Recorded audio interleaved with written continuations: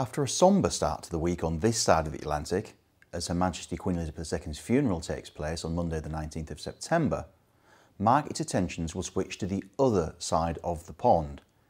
This is because it is the turn of the US Federal Reserve to pass on its purported policy wisdom in the coming week as it makes its latest announcements on interest rates and quantitative tightening.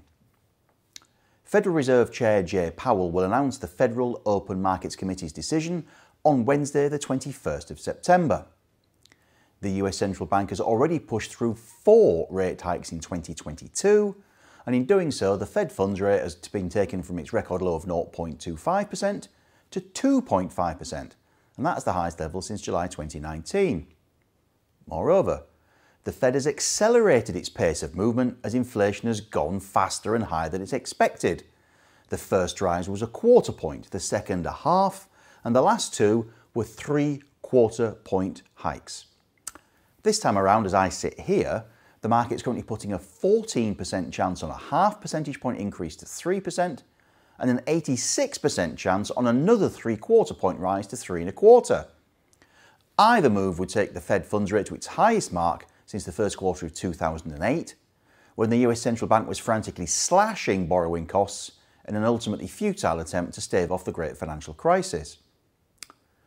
Mr. Powell may also comment on the Fed's quantitative tightening programme as it looks to shrink its balance sheet and sterilise some of the massive amounts of stimulus it has pumped into the US economy over the past 14 years, since the great financial crisis. QT began at a rate of $47.5 billion a month in June, and it's now doubled to $95 billion a month from September. The Fed's balance sheet is already therefore slowly shrinking, and this withdrawal of liquidity could be an interesting test for the US stock market, which does seem to have bathed in the dollops of cheap cash that the central banks provided. This is why the debate over the so-called Powell pivot, and if or when the Fed does a U-turn and starts cutting rates, or even adding to QE again, is so important for investors. It's going to be a busy week on the corporate front too, even allowing for the bank holiday, as there's a decent list of scheduled announcements from large, mid and primarily small cap stocks, and they're mainly first half results statements. Names which may be worthy of further research include the following, although do please note that some of these dates could yet be subject to change in light of the bank holiday and the mourning period and the Queen's funeral on Monday the 19th, when Haleon, Craneware and S3 had been due to report. That leaves us with TUI and Henry Boot on the 20th, Galliford Try, Peters Hill Partners, City Pub Group and Strix on the 21st, Halma, JD Sports, Peter Cousins and CVS on the 22nd, and then Smiths Group will round off the week on Friday the 23rd of September. But the company which could just cause the biggest fuss in the week ahead is Kingfisher. The DIY retailer is due to report its first half results on Tuesday the 20th of September. Kingfisher owns B&Q and Screwfix in the UK, Castorama and Brico Dépôt in France, and it also operates across Europe, and its shares are actually 30% lower than they were a year ago.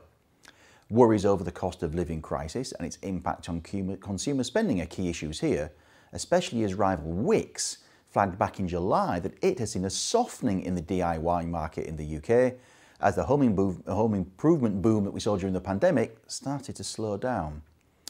Kingfisher shares are back to where they were actually in summer 2020, and the effects of inflation can be seen in this next graphic, which runs the share price of Kingfisher against the monthly results of the GfK UK Consumer Confidence Survey.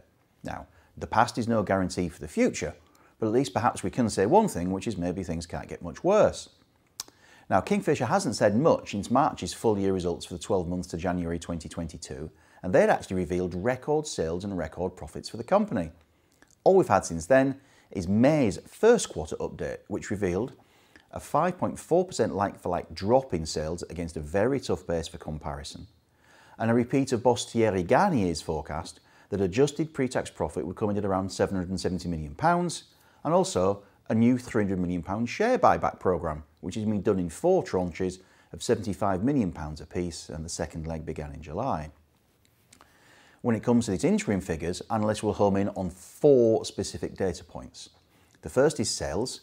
Analysts will look to how the second quarter looks after the decline in the first, although it must be said the first quarter was still 16% higher than the equivalent pre-pandemic period of 2019.